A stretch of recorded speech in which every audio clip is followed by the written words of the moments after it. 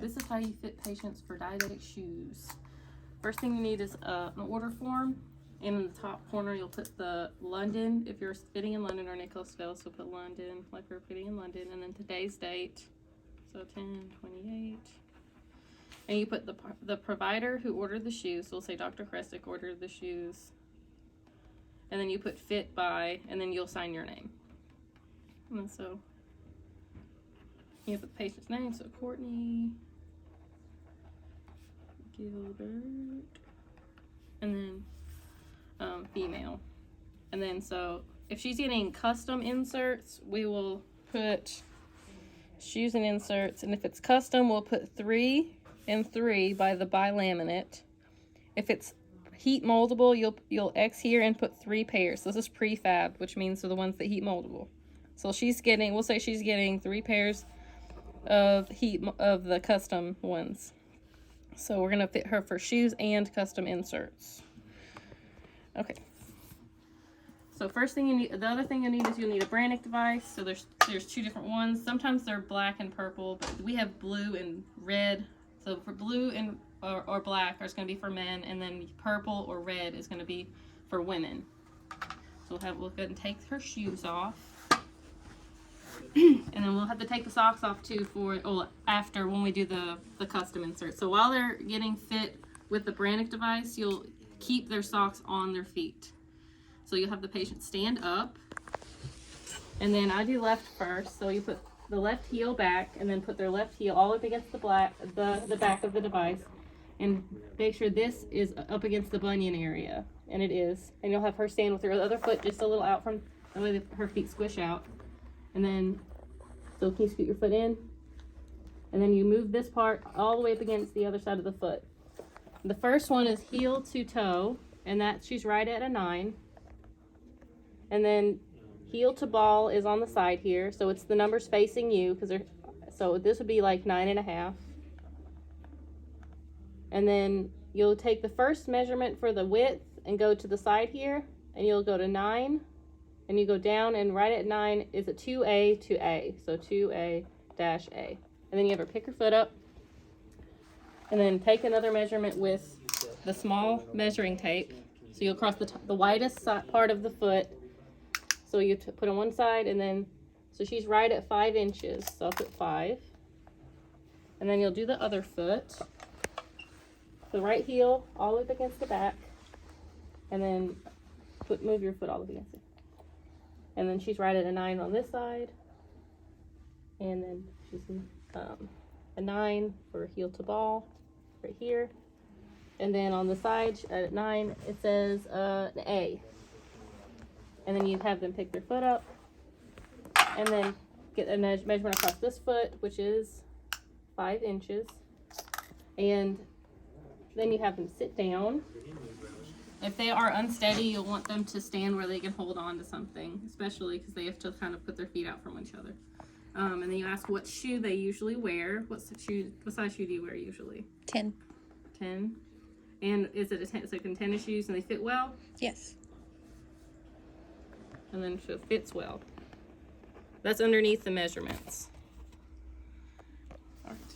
And we hold on. I have to get a box. 1 second.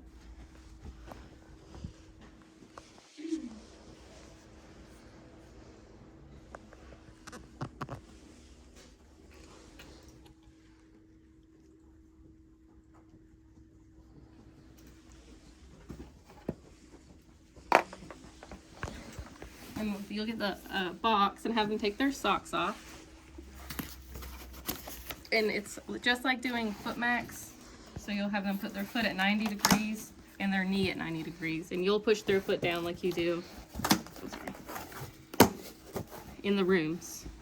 You put your foot on there. You can do the right foot. It is, no, I do it this way so that this isn't in between your feet. But, okay. And you put your hand on the knee and on the ankle. You push straight down. Okay, and pull straight up.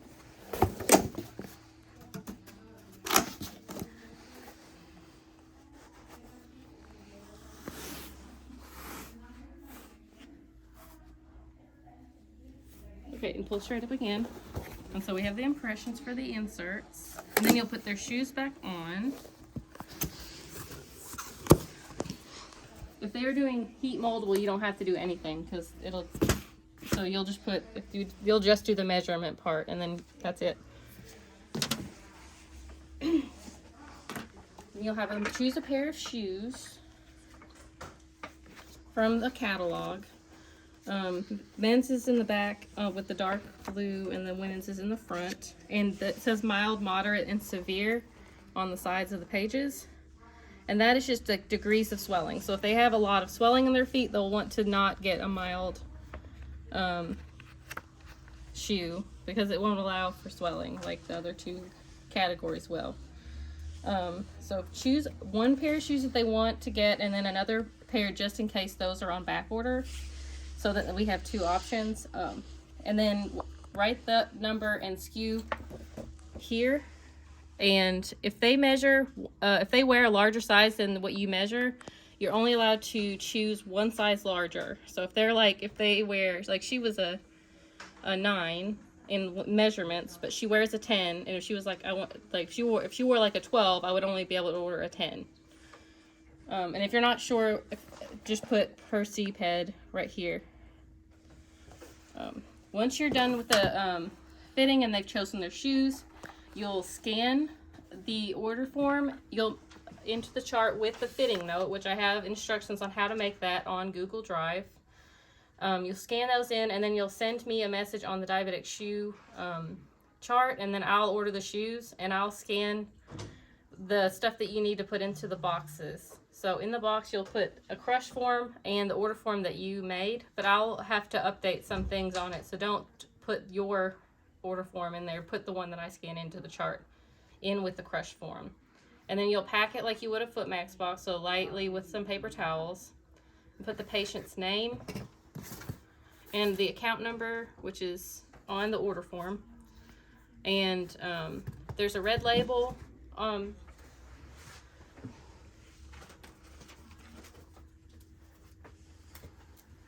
This right here, these labels are for the crush boxes. So you'll put this on the box. And if there's multiple, you'll just tape them together, and you only need one label. So with whatever shipment you have, you can, if you have like 2 or 3, you can kind of tape them together and just use one label. All right, that is how you do fit patients for diabetic shoes.